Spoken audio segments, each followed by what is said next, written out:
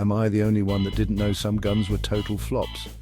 Let's unearth some historical weapon blunders. First up, the Nambu Type 94.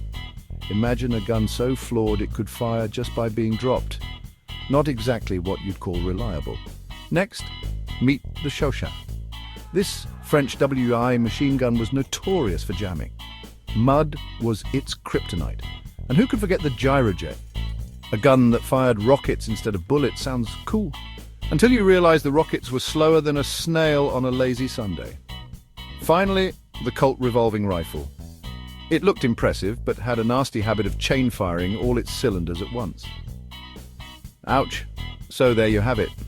Even in the world of firearms, not every innovation hits the mark. Stay curious and always aim for knowledge.